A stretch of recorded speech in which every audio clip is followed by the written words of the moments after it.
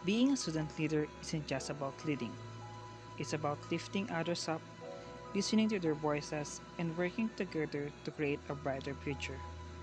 A leader is a catalyst for change, a source of inspiration, and a shining example of what it means to serve with heart and purpose.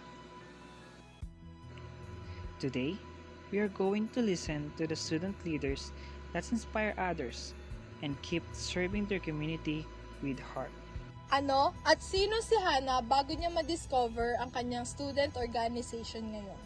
So, as a student po, before, nung hindi ko pa na-discover yung pages, wala, normal na student lang. So, aping-api sa mga paperworks, sa mga schoolworks. And usually po, ang role ko sa classroom is, tawag din, leader.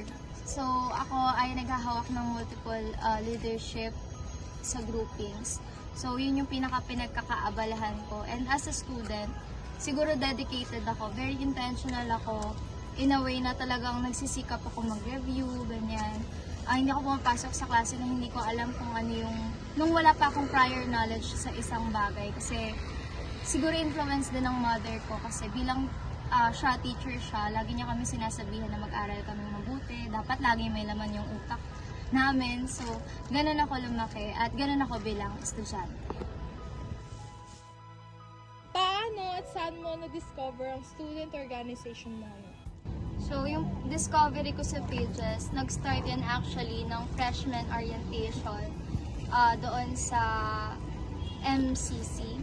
So, ang nangyari kasi noon, parang isa sila sa mga nandun, parang nag-a-assist. Tapos nakita ko, parang gusto ko rin, nag-aspire ako na, ay gusto ko rin to. Then, yung pinaka-ano ko na kung saan na-discover ko na talaga yung pages is nung nagpakilala sila sa room. So, nag-room by room sila nun. Tapos, ang ginagawa nila, parang nag-encourage sila na may mga student leaders na gustong sumali sa organization. And nakita ko yung husay ng pagsasalita nila, ni Ma'am Teyan, Ma'am Eunice. Parang sila yung pinaka-naalala kong mga people no, na nagsasalita sa harap. Then, sabi ko sa sarili ko, parang gusto ko naman mag-step up into leadership para sa skills. Yun yung una kong motivation factor bakit ako sumali ng organization. Ilang years ka na po and what made you stay sa pages? This is my second term na sa pages. So first year ako, ang position ko is first year representative. Then sa second year ko ngayong pages, PIO external. And what made me stay sa pages? Actually, on my first year, bala ko na sanang mag-quit. Kasi na-realize ko, aside dun sa, syempre gusto kong may ma-achieve ako, gusto kong mag-grow ako.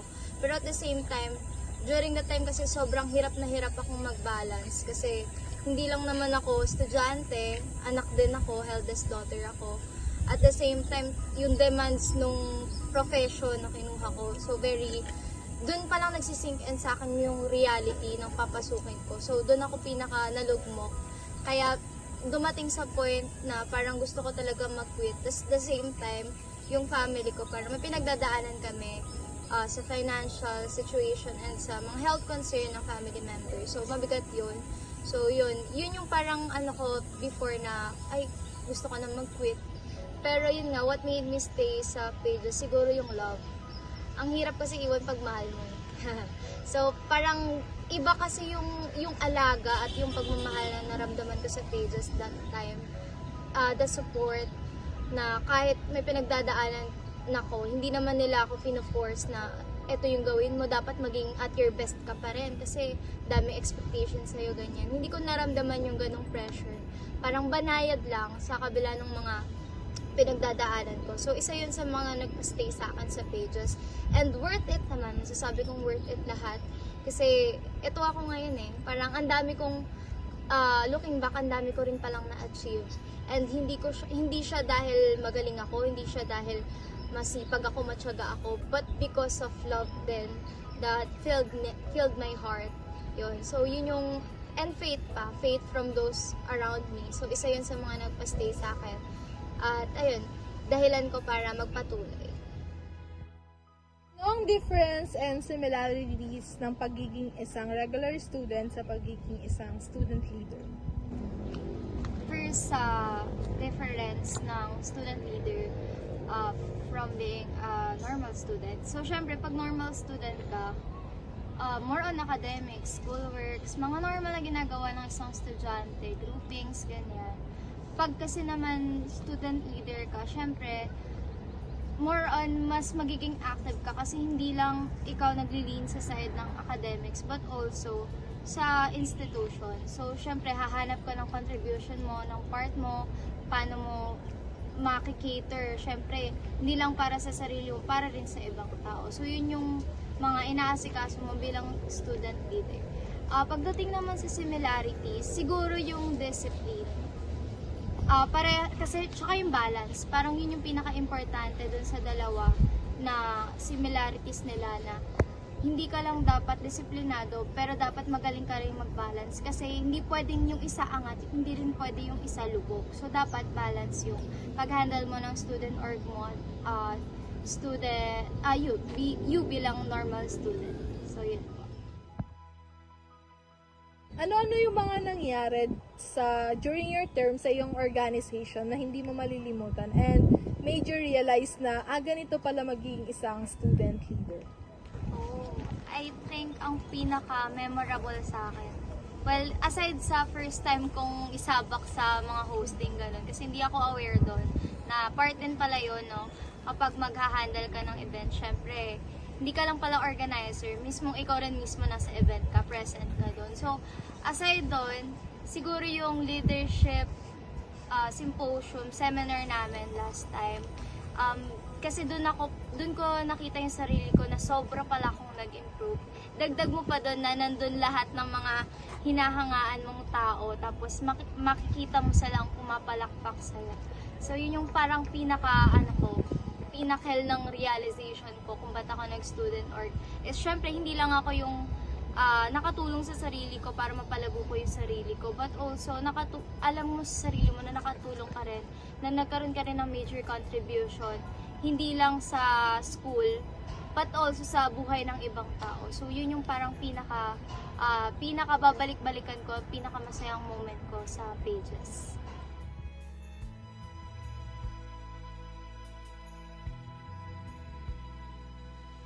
Sir Ed, anong student organization and ilang years ka na po doon? Hello and isang magandang araw po sa ating lahat. So, I am from Passion Guided Educator Society or PAGES, and I have been a member into this organization for 2 consecutive years. So, nung first year ako, I serve as their first year representative, but now in my second year or in my second term, I was appointed as the PAGES Secretary.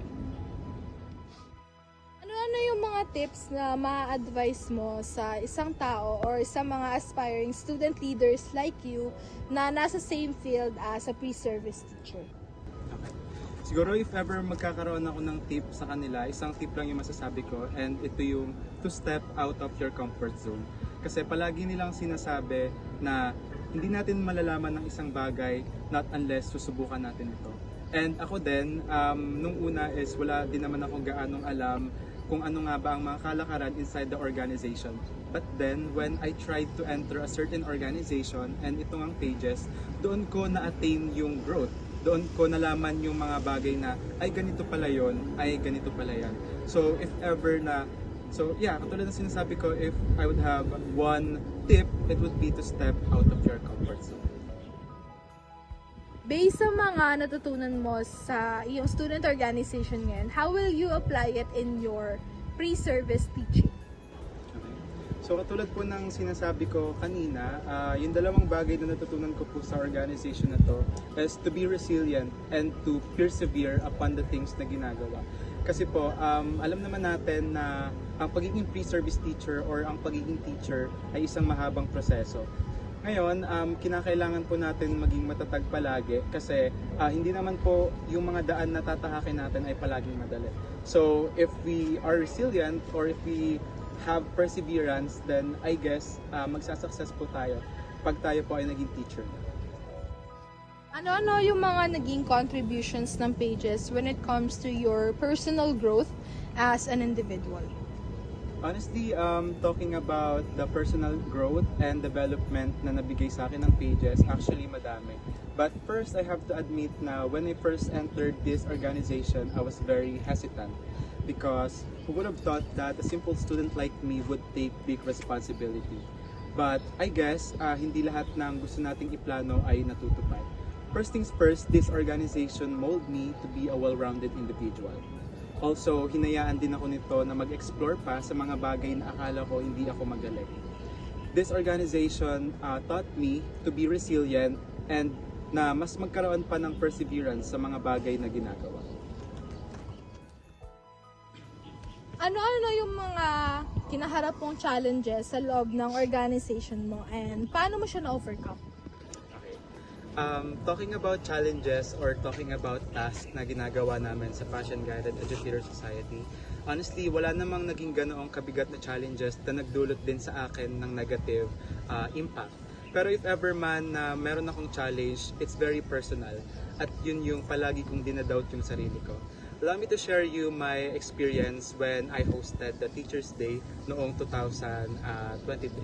So, noong 2023, I was tasked to host the Teacher's Day celebration and ako po yung nag-host nun. And amidst our hosting, I will admit na marami po akong naging lapses. And through that lapses, I doubted myself na I wasn't good enough, na hindi ako effective na speaker or hindi ako effective na tao.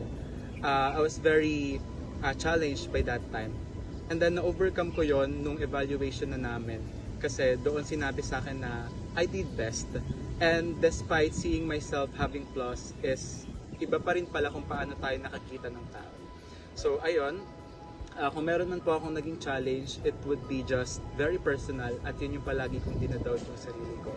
And overcome ko yon sa pamamagitan ng pagtitiwala sa kaya ko pang ibigay at sa suporta na natatanggap ko sa mga tao at higit sa lahat sa mga taong nakikitaan pa ako ng kaya ko pang ibigay at sa kung paano pa ako mag-improve.